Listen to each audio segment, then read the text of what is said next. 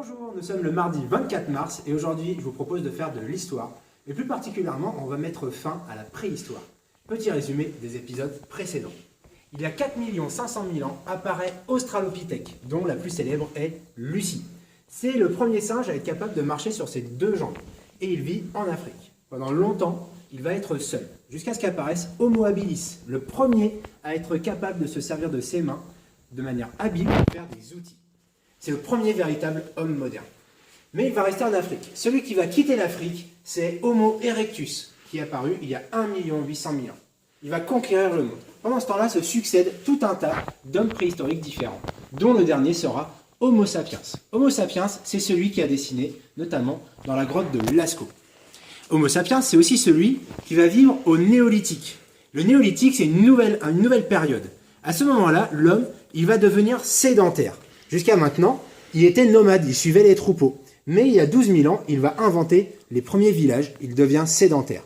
Et du coup, pour pouvoir se nourrir, il invente l'agriculture et l'élevage. C'est aussi l'homme du néolithique qui va faire les menhirs de Karnak, que vous avez vu dans le C'est pas sorcier d'hier. Et enfin, il y a 5000 ans, donc 3500 ans avant notre ère, va apparaître une invention. L'invention de l'écriture. C'est elle qui va mettre fin à la préhistoire et qui va commencer l'histoire. Vous vous souvenez, je vous ai raconté l'histoire qui explique comment a été inventée l'écriture. Je vais vous la raconter encore une fois. Il y a 5000 ans, dans un pays qui existe aujourd'hui, qui s'appelle l'Irak, et qui à l'époque s'appelait la Mésopotamie, vivait un roi qui s'appelait Enmerkar. Il était roi et voulait prendre les richesses du royaume du seigneur d'Arata. Il appela donc un messager. « Messager, tu vas aller voir le seigneur d'Arata. Et tu lui ordonnes de me donner tout son trésor. » Le messager partit donc aussitôt. Il passa les montagnes et arriva pour délivrer son message. « Dis à ton maître que je refuse. » Et le messager repartit voir son roi. « Il refuse. Tu vas y retourner. Tu lui dis de me donner son trésor et en plus, tu lui chantes une chanson. » « Dis à ton maître que je refuse. » Il refuse encore? Tu y retournes et tu lui dis que s'il refuse encore, j'envahis son pays. Bon, tu lui dis d'accord, mais seulement s'il me donne à manger. Tu lui dis que j'accepte son marché, mais qu'en plus, il me donne des pierres précieuses. Des pierres précieuses? Non, tu vas lui dire que c'est lui qui m'en donne. Tu retournes lui dire, messager, que si jamais il n'obéit pas, j'envahis son pays. Et le messager reprit la route, encore une fois. Ah ouais. Bon alors tu lui dis, d'accord, mais on fait un combat de chiens.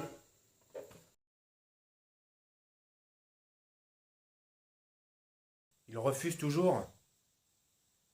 Ce seigneur d'Arata est décidément bien coriace.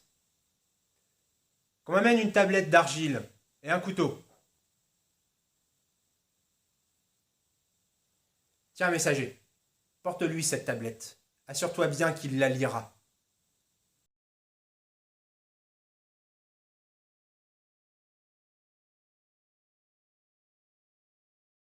Ce que le seigneur Enmerkar avait gravé sur sa tablette d'argile était un clou et un trou. Et chez les Sumériens, le clou planté dans un trou voulait dire « je te donne tout mon territoire ». Donc le seigneur d'Arata, juste en regardant cette tablette, était obligé de lui donner tout ce qu'il voulait, tout ce que le seigneur Enmerkar voulait de lui. Et c'est ainsi que fut inventée, selon la légende, l'écriture. Alors cette histoire est vraisemblablement une légende. Pourtant, le roi Enmerkar, lui, a vraiment existé. Alors si les Sumériens, qui vivaient en Mésopotamie, ont inventé l'écriture, c'est pas pour faire la guerre, c'est parce qu'ils en avaient besoin. Les Sumériens, ils avaient beaucoup d'animaux, par exemple. Ils avaient beaucoup de vaches. Et ils avaient beaucoup de poissons. Et ils avaient besoin de savoir quels animaux ils avaient. Et ils avaient besoin de s'en souvenir, et puis de savoir aussi combien ils en avaient. Donc du coup, ils ont inventé un système. Ils se sont dit, pour me rappeler que j'ai des vaches, sur ma tablette d'argile, je vais dessiner une vache. Pour me rappeler que j'ai des poissons, je vais dessiner un poisson. Et alors, pour savoir combien il y en a, les Sumériens, ils ont fait la même chose. Ils se sont dit, je vais inventer un signe qui veut dire tel nombre. Par exemple, ils ont décidé que la lune, ça voulait dire 7. Ou alors que un rond, ça voulait dire 5. Voilà. 7 vaches, ou alors 5 poissons. Petit à petit, avec le temps, ils se sont rendus compte que les dessins, c'est quand même compliqué. C'est difficile à faire, et puis ça ne permet pas de faire beaucoup de mots. Alors du coup, ils vont décider que les dessins, on va les transformer un peu, et désormais, un dessin, ce sera plus forcément la vraie chose qui est dessinée, mais un son. Alors par exemple, on va prendre notre vache. Notre vache, à l'époque, on commence à se dire que c'est trop difficile, donc du coup, on simplifie, et on la dessine comme ça. Et puis le temps continue à passer, et petit à petit, la vache, on va la dessiner comme ça. Voilà. Et puis le temps continue à passer, et on se dit qu'on va faire beaucoup plus vite, donc on va faire ça, et on obtient toujours notre vache. Et puis finalement, avec le temps, les Grecs, qui sont les derniers à avoir inventé des alphabets, vont décider que ce signe-là, ils allaient le transformer comme ça. Et oui, votre A, c'est une vache. Alors on peut faire la même chose avec le poisson. Le poisson, lui aussi. Au bout d'un moment, ils se sont dit que c'était trop compliqué, donc ils l'ont simplifié. Ils ont décidé que ce ne serait plus qu'un carré sous un trait. Et puis ça a continué. Ils ont simplifié en faisant un triangle comme ça. Et puis les Grecs, ils ont encore simplifié, ils se sont dit, on va faire un triangle tout simple. Et puis après, il y a eu les Romains. Les Romains, ils se sont dit, on va pas faire comme ça, on va faire un dé. Aujourd'hui, quand vous écrivez un dé, vous écrivez un poisson. Et on peut le faire avec plein de lettres. On a ici un petit bonhomme. À l'époque, ça voulait dire bonhomme ou une personne. Les Phéniciens, c'est une autre civilisation qui a inventé l'écriture, ils ont transformé le petit bonhomme pour faire plus simple en faisant comme ça. Et puis après, les Grecs, ils se sont dit, on va faire encore plus simple, et on va écrire un E. Pour une barrière, on dessinait une barrière. Et puis avec le temps, la barrière, on l'a un petit peu simplifiée pour que ce soit plus rapide à faire. Et puis on a continué à la simplifier, jusqu'à ce que les Grecs décident que ça devienne un H. Alors si vous avez compris, vous allez facilement reconnaître cette lettre-là. Cette lettre-là, à l'époque, ce signe-là, il voulait dire de l'eau. Et bien avec le temps, on l'a simplifié. On le faisait comme ça. Et puis les Grecs, encore eux, l'ont transformé en M. Donc ce qu'il faut retenir, c'est qu'à l'époque, on faisait le dessin pour dire vraiment ce qu'on voulait montrer.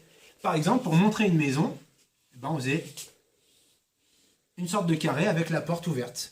Mais pareil, c'était plus compliqué. Donc avec le temps, on a décidé que les dessins, on allait les faire plus simples. Et puis petit à petit, notre carré de maison, il s'est transformé en triangle comme ça. Et puis aujourd'hui, grâce aux Grecs, on obtient le B. Ce que je vous propose maintenant, c'est de faire votre travail à vous. Aujourd'hui, j'ai envoyé un document à vos parents. Je leur ai envoyé ce tableau. Ce tableau, vous allez vous en servir pour faire votre prénom. Par exemple, moi, mon prénom, c'est Eddy. Mais il y a plein de problèmes. Parce qu'à l'époque, des Y, il n'y en avait pas. Il n'y avait pas de Y à l'époque. Donc du coup, il ne va pas falloir que vous fassiez votre prénom avec vos lettres, mais bien avec le son qu'il y a dans vos prénoms. Par exemple, moi, c'est Eddy. Donc on entend E-D-I. Je vais donc chercher le E. Il n'y a pas de E. Donc je vais chercher la lettre qui se rapproche le plus. Ce sera le E. Et là, je regarde chez les Phéniciens comment s'écrivait le E. Il s'écrivait donc de cette manière. Je vais chercher le D. Le D, on l'a vu tout à l'heure chez les Phéniciens, il s'écrivait de cette manière. Et puis comme il n'y avait pas de Y, je vais chercher le I, parce que de Eddy, et je regarde les Phéniciens comment ils l'écrivaient. Et voilà mon prénom écrit en phénicien. Donc à vous de jouer, écrivez votre prénom en phénicien et puis en grec.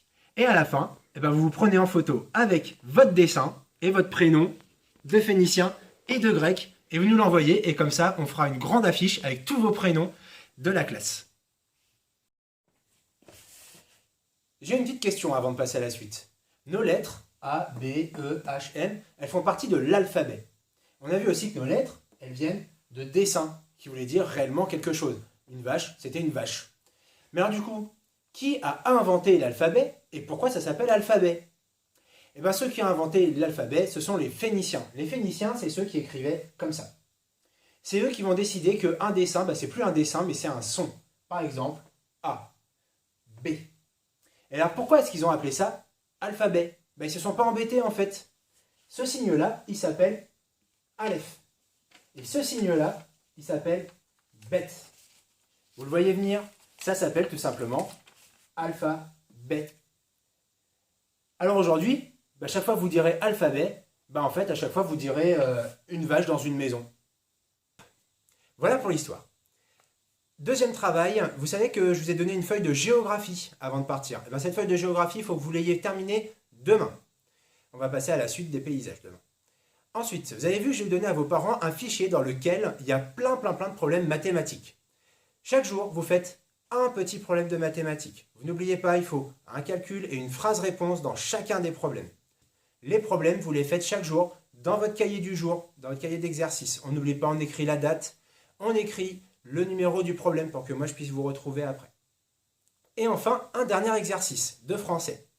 Vous allez écrire un texte qui va parler du monde dans lequel vous serez quand vous serez adulte. Vous allez tous grandir, vous allez devenir des adultes. Et bien, quand vous serez adulte, le monde, il sera comment selon vous? Ça pourrait donner par exemple ça. Plus tard, mes élèves travailleront dans le calme et ne bavarderont plus tout le temps. Ils travailleront mieux et progresseront plus vite. Ce sera carrément mieux. Voilà, c'est fini pour aujourd'hui. Je vous dis à demain et n'oubliez pas de faire tout ce qui vous est demandé.